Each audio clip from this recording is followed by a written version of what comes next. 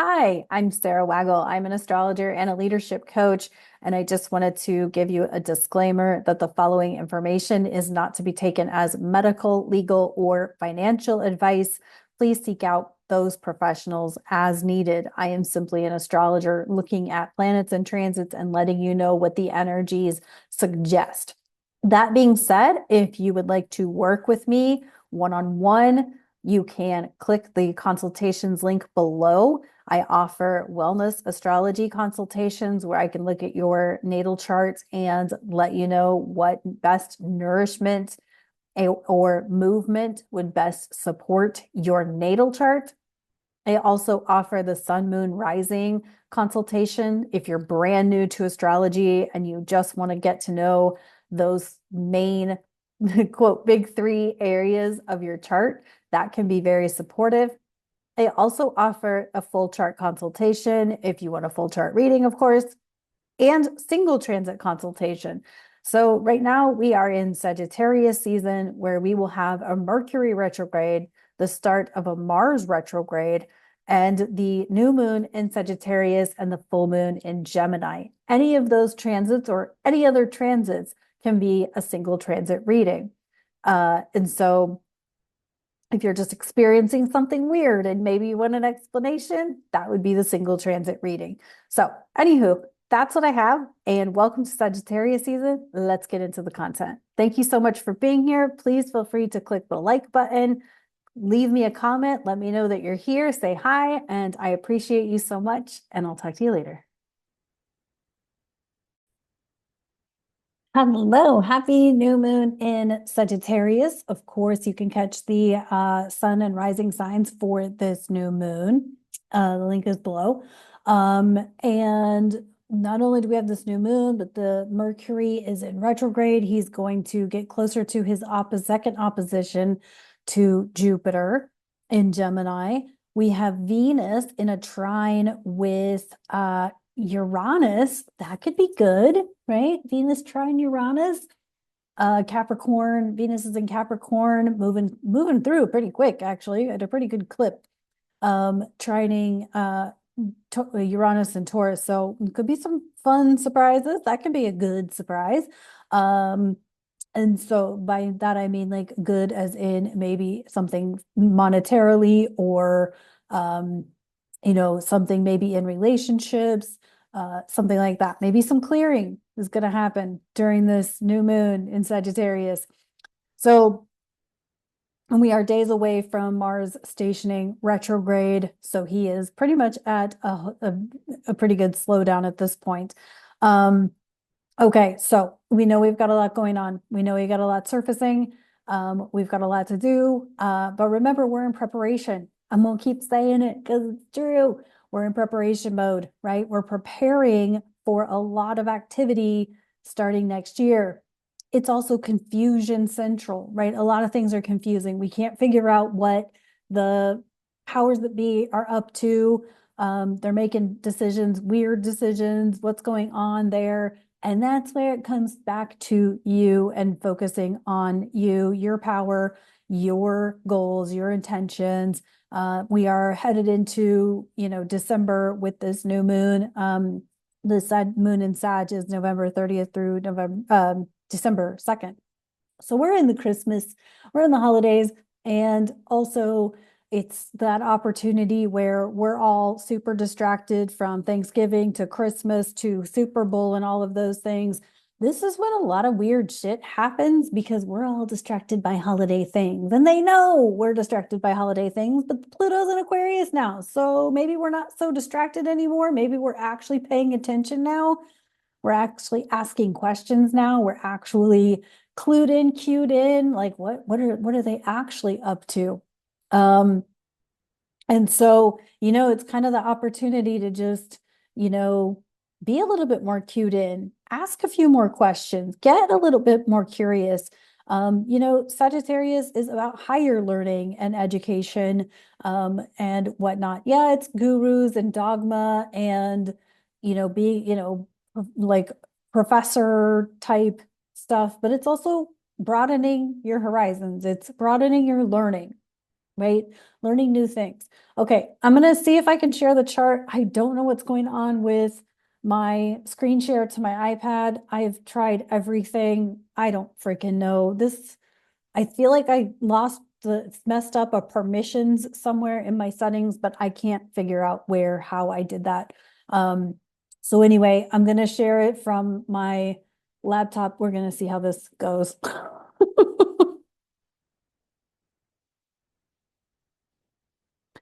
We're going to see how this goes because I don't know. I don't have answers anymore. All right, let's hope this is the right. Um, So you should see the chart on your screen. If you cannot see the chart on your screen, please leave me a comment so I know whether this is working or not. I try to check my videos and I did record different ways to see if I could get this crap to work, but you know, you never know. Then I go watch a Zoom video and I'm like, holy shit, half my screen didn't even share. A lot of that has to do with the communication between Zoom and the accessibility built into my laptop. So I don't know why these things can't communicate together and, do all of the things, but here we are anyway. Let me see if I can find. So if I zoomed in on my laptop screen to actually see what the hell I'm doing, it would make the screen black for y'all. So I'm going to use my iPhone to zoom in so I can use the pointer so I can show you. Yes, I do weird things. Okay. New moon, 9 degrees of Sag. And so this is actually the second of, I think, 4 new moons we have at 9 degrees. So if you're into numerology, you may want to look up 9 degrees. So if you have planets or points at 9 degrees of Sagittarius, Pisces, Gemini, Virgo, you may want to be on the lookout for a potential T-square or Grand Cross, mutable Grand Cross, and that kind of thing. The Mercury is a good distance away. It looks awfully close on the chart, but it's at 20 degrees, so it's a good distance away. However, we do have Jupiter at 17. And so, he's coming back into that second opposition. We got Mars down here, still in that trine with the nodes.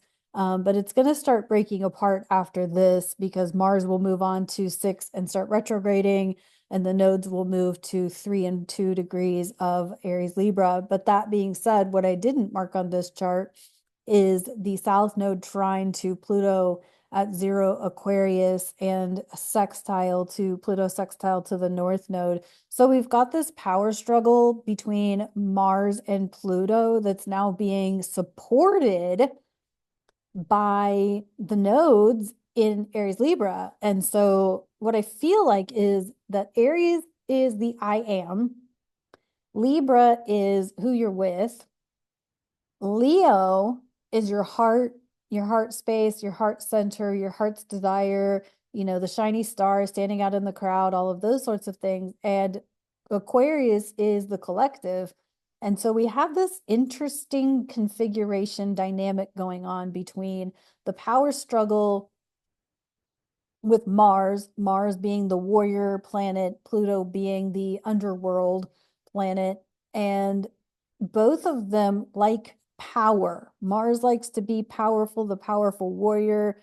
Pluto likes power, but it's more like your evolutionary power. It's the power of of of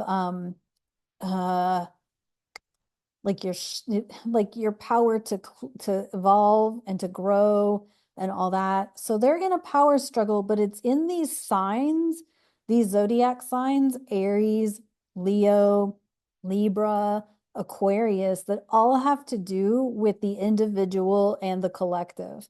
So it's that coexistence of you versus the world, or you and the world is probably a better term to use there, because it's this Mars, the planets want you to be the best version of you, and to acknowledge and recognize that you're important to the collective, you're important to your community, you're important to society and culture and your family and your friend group and all of that. And if you're not valuable and important, or at least seen as valuable and important, it's time to make some changes. So we're going to see some people making some changes very soon.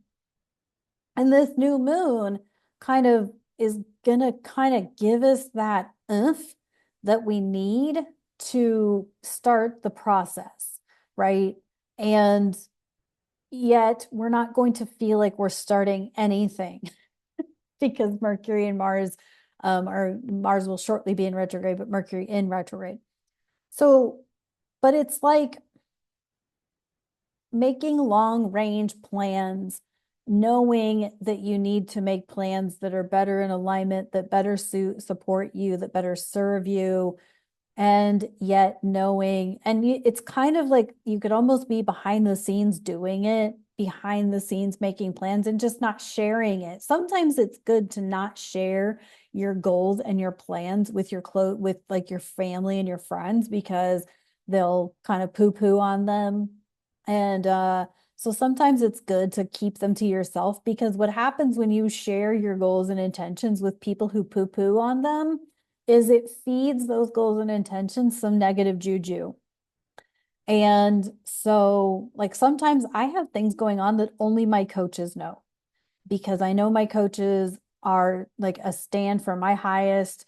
They want what's best for me. They want me to pursue things that are, going to help me grow and step into a higher version. So only my coaches know certain things, because if I tell those certain things to other people, like my family or my friends, they're going to be like, yeah, no, you're not going to, that's silly. Why would you want to do that? That just puts negative juju on what I'm up to. And so to avoid that, I just don't say anything. And this is a tough lesson to learn, right? So, because, for the longest time, I would get so excited about, oh, I have this great idea. I have this great idea. And I would share it with everybody. And man, like a lot of those ideas and a lot of those energies that I had have fizzled out. I don't think they went away particularly, but if you've read the book, boy, what is it, by Elizabeth Gilbert, I think, and it's something like The Creative Magic or The Magic of Creativity, something like that. But there was a statement in that book that said if you let go of an idea, either it fizzles out, but usually it moves on to a soul or a mind or an intuitive hit to someone else who's ready to take it on. So by the time you get back to it, it's not really there anymore. And it's not there anymore, but then you'll see like somebody else has done that thing, has created that business.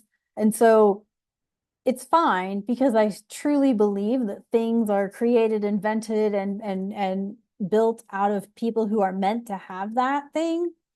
But what I'm saying is that when put something aside because somebody told you it was a silly idea or whatever, you run the risk of not having that idea to build when you are ready to build it. So anyway, it's just a thought. It's just a thought. But with this new moon, with this configuration between Pluto and Mars and the nodes, and what we're stepping into, these nodes change signs in early January. I think it's, oh my goodness, is it the 6th or 7th? I almost want to say. That'll be that 0 Aries point for the North Node. So we're just like a month away from that. And so we're kind of a month away from like a really big reset. And we're going to have some other activity at 0 degrees Aries coming up in 2025 and into 2026. So we're going to want to pay attention to what we're getting sort of a restart in, because no matter what your sun, your moon, your rising, all of us has 0 degrees Aries in our natal chart. And so it's just something to be aware of. So, okay, that's kind of all I feel like I want to say there. Let's get some tarot going. I busted my ass trying to find a solution to my screen share problem. And I I have no clue. I don't know if I missed a permission point somewhere and I didn't allow the screen mirroring from my iPad. I don't know. I don't know. And I tried the cable and that didn't work. Um, so anyway, but at least I got the photo to work so you could actually see the chart. I know a lot of you like to see the chart. Some of you don't care, but um, let's see. So yeah, this is just the beginning. I feel like I'm in Mercury retrograde already, and it's only the 23rd, 24th, 24th, I think.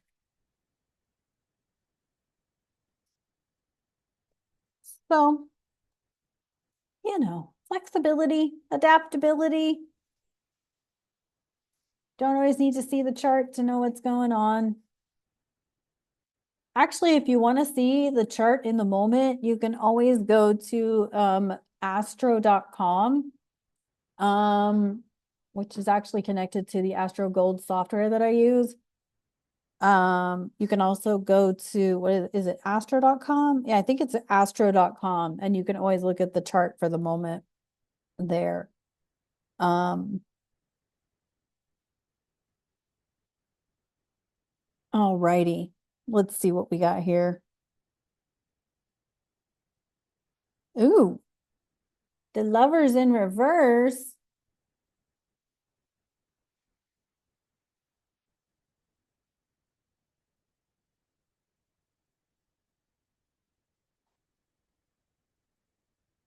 Stop beating yourself up. We all get lost in it, right? We all get lost in the self-deprecation, in the I'm not good enough, I'm not deserving, I'm not this, I'm not that, I'm not disciplined enough, I'm not blah blah blah blah blah blah blah blah blah. Knock it off. Your uniqueness, your authenticity is needed. That's why you're here in this time and in this space, because you're important. You are necessary. It takes all kinds of kinds to run this world. And I guarantee you, y'all ain't going to see me out being an exterminator. I'm going to hire somebody else to do that. I ain't going to do my taxes. I'm going to hire somebody else to do that. I ain't going to clean out the sewage system. I'm going to hire somebody else to do that. Okay? You're important. Your book is necessary. Your art, your website, your business idea, your entrepreneurial idea. It's important. It's important. So stop beating yourself up like ain't nobody gonna read my shit. Even if 5 people read your shit, that's not nobody. Sorry if that was a double negative.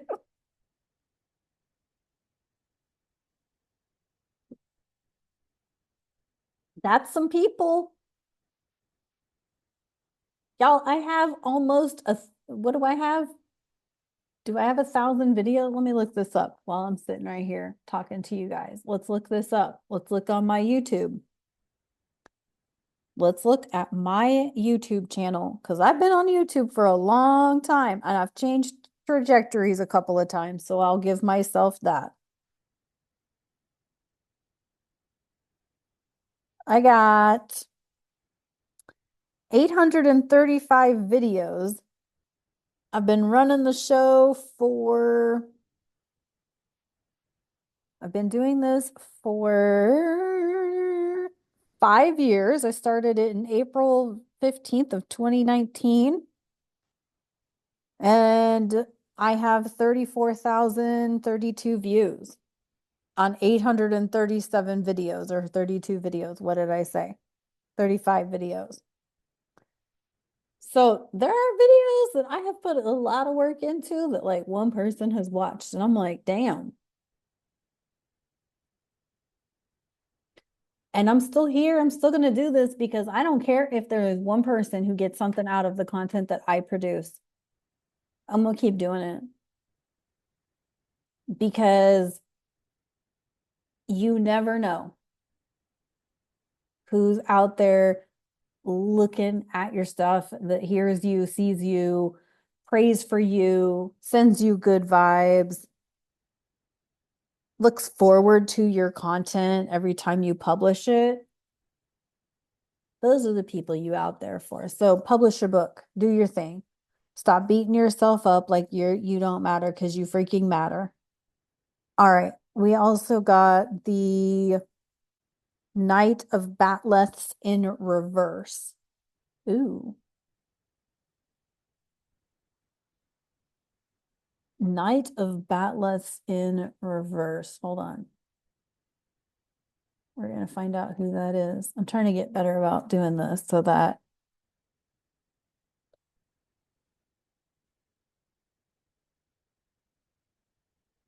my Trekkie folks don't feel neglected.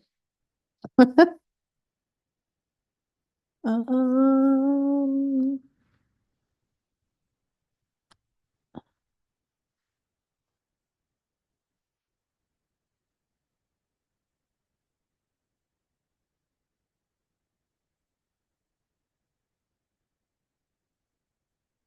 Here we go.